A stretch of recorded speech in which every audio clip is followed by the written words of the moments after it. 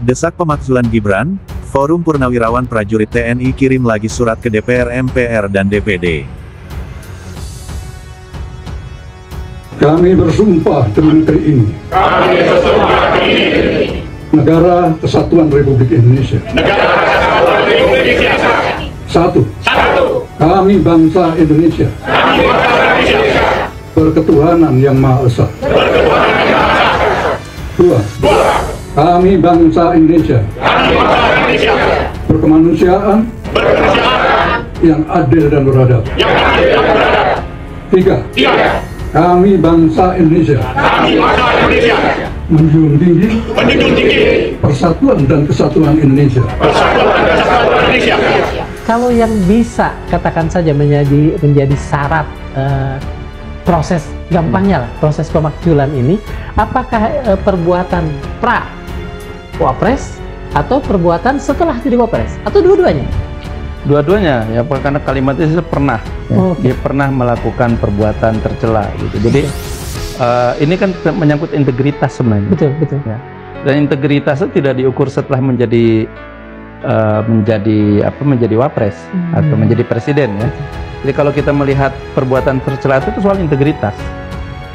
Nah, bahkan misalnya 2 tahun sebelum itu pun? Iya, saya kayak sama. Jadi soal integritas. Integritas kan menyangkut tindakan atau perilaku yang panjang, betul gitu ya, yang panjang. Jadi dia harus, seorang wapres atau seorang pejabat lah pada umumnya, itu harus memiliki integritas yang baik, betul, dengan rekam jejak. Iya. Nah, rekam jejak itu yang kemudian menjadi dasar. Jadi kalau di dalam undang-undang jelas bahwa perbuatan tercela itu perbuatan yang merendahkan martabat, itu menyangkut integritas, dan integritas itu panjang, tidak dihitung dengan masa jabatan. Iya, betul. Ya. Menurut saya benar, dan itu lebih elegan ya, karena dilakukan tidak secara sembunyi-sembunyi dengan kasak kusuk yang tidak sehat, tapi dinyatakan secara resmi. Sebagai warga negara atau himpunan warga negara, para pensiunan yang tergabung dalam forum ini berhak melakukan itu, seperti halnya hak yang pernah dilakukan oleh warga masyarakat lain. Mereka memang purnawirawan TNI, mereka memang anggota forum angkatan atau matra di TNI, tetapi mereka tidak harus sama dengan induknya dalam menggunakan hak politik ini. Mungkin dalam hal-hal yang sifatnya umum atau dalam hal-hal tertentu mereka bisa sama, tapi kalau menyangkut hak politik mereka bisa berbuat sendiri. Itu masing-masing individu menentukan hak politik dan itu mereka. sah, daripada bikin semacam taruhlah ya video atau TikTok atau apapun yang tidak jelas sumbernya, provokatif dan segala macam gitu ya. Lebih baik begini masuk, dan itu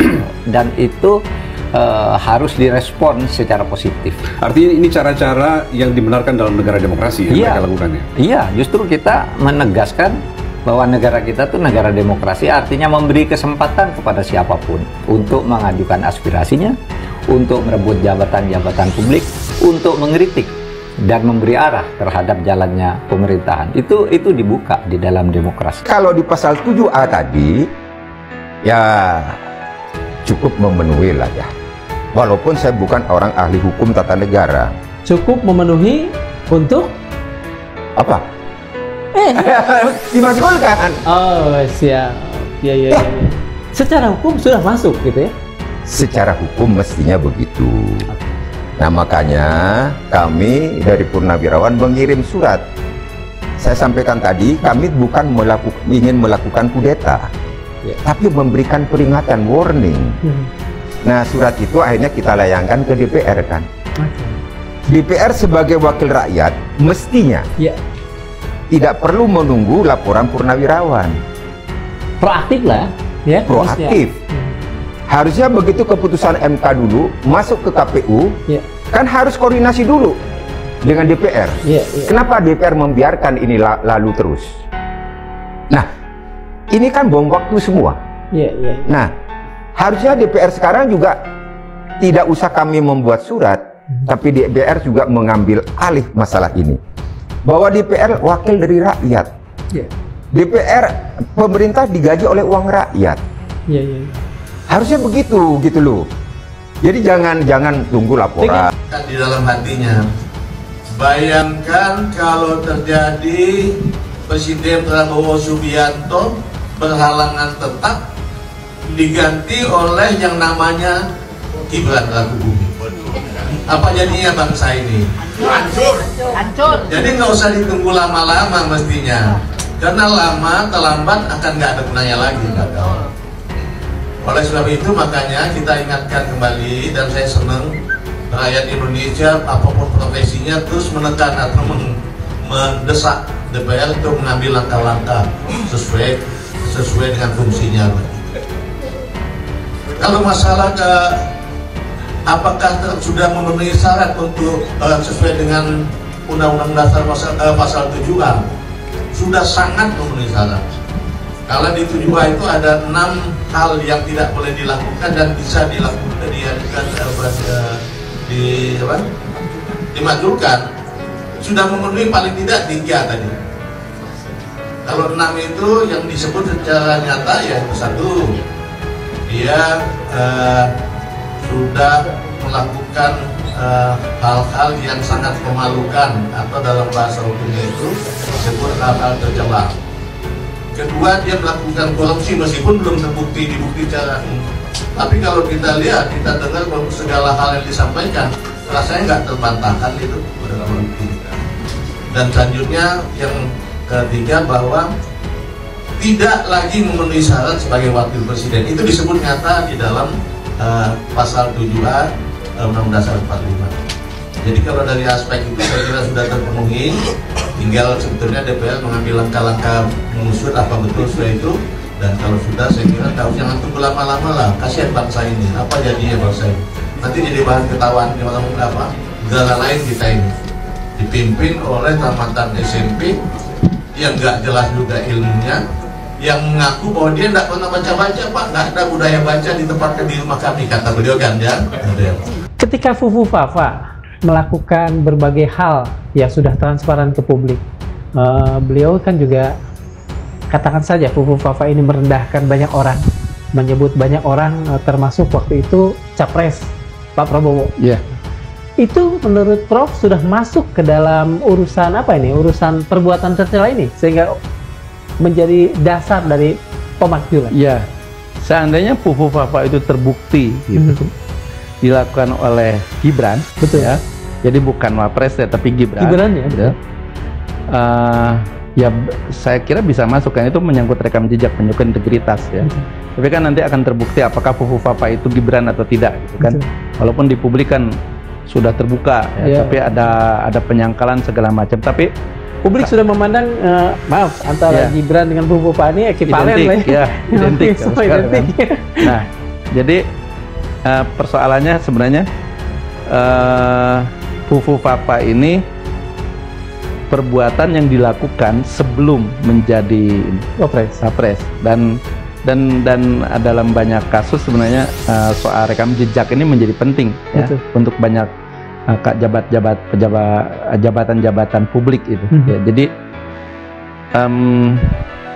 mungkin saya agak lupa, ada kasus-kasus yang jelas menyangkut masa lalu itu, yang kemudian terkuak, kemudian menjadi persoalan karena menyangkut integritas. Sekali lagi, soal martabat ya, itu bukan soal sah atau tidak sah, itu soal patut atau tidak patut, dan itu menyangkut integritas pribadi. Gibran itu adalah faktor yang menaikkan suaranya Pak Prabowo.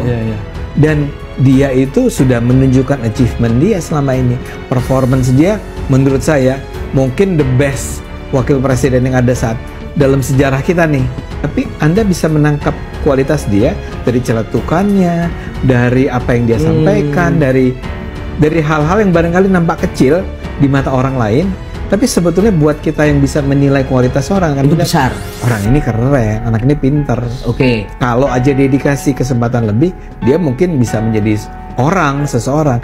Bagaimana menjadi wakil presiden terbaik lahir dari dua peristiwa yang sangat tercederai kan? Satu, peristiwa pengangkatan konstitusi, yang kedua dinasti politik. ya kan? Nah, itu jadi kalau proses menjadinya saja sudah keliru, ya kita tidak berbicara dong apa tindak tanduknya sesudahnya gitu. Lebih-lebih contoh-contoh yang disebutkan tadi oleh Bung Ade, contoh-contoh di mana peran Gibran itu lebih karena Pak Prabowo memberi jalan. Gitu. Nah itu jadi artinya apa gitu? Artinya sih sebetulnya nggak beda jauh ini dari peran-peran wakil presiden yang dinafikan tadi oleh Bung Ade. Itu soal presidennya. Kalau sekiranya misalnya di zamannya Pak Jokowi, ya Ma'ruf Amin diberi peran lebih besar, boleh jadi peran beliau juga lebih besar lagi. Penjelasannya Ade Armando kan katanya begini, Mas Gibran itu wapres terbaik sepanjang sejarah Indonesia.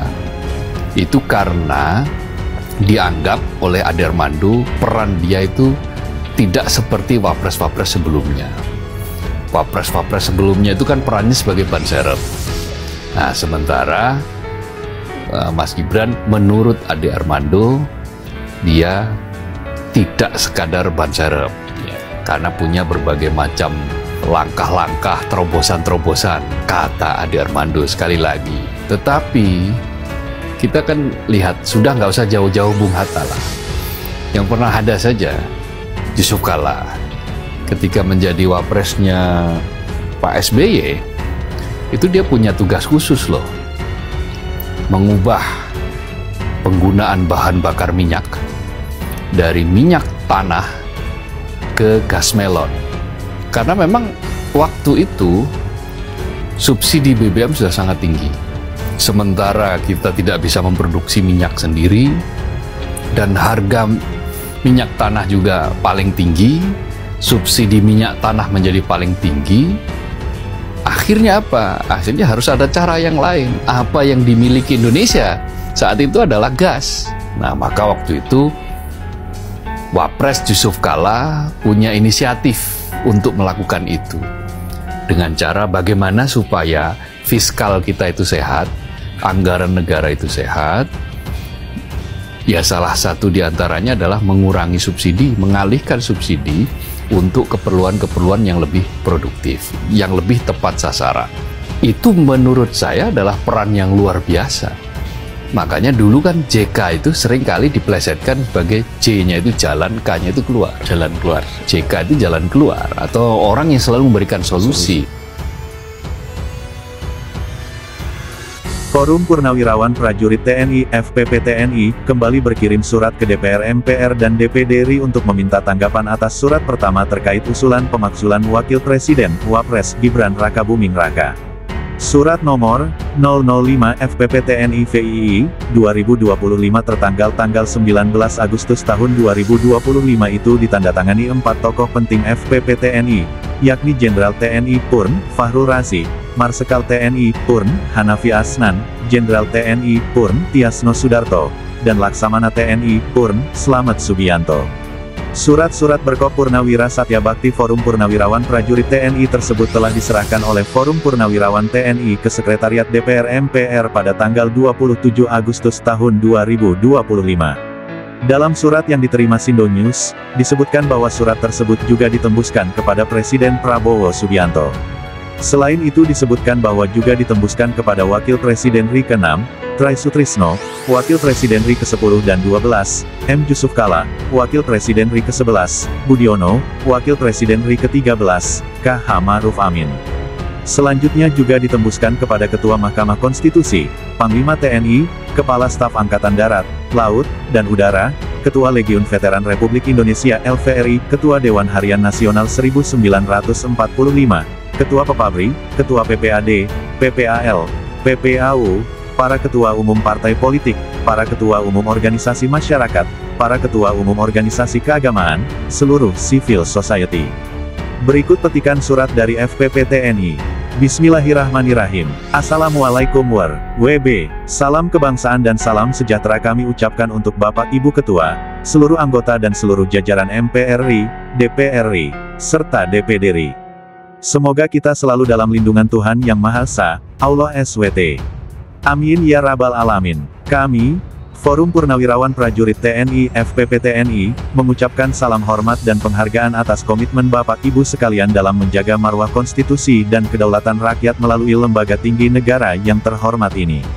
Sebagai bagian dari masyarakat yang menjunjung tinggi konstitusi, etika kenegaraan, dan prinsip demokrasi yang sehat, melalui surat ini FPP TNI meminta tanggapan sungguh-sungguh terhadap surat resmi pertama nomor 003 FPP TNI V 2025 tanggal 26 Mei tahun 2025 yang telah dikirim kepada pimpinan MPR RI, DPR RI dan tembusan ke DPD RI, terkait dengan usulan pemakzulan Wakil Presiden SEDER Gibran Raka Buming Raka. Alasan pemakzulan tersebut, karena kami menilai adanya pelanggaran serius terhadap etika konstitusi, dugaan pelanggaran etik dan moral serta putusan MK nomor 90/21/2023 yang terindikasi terjadi kejahatan konstitusional yang dilakukan secara terencana dan terorganisir.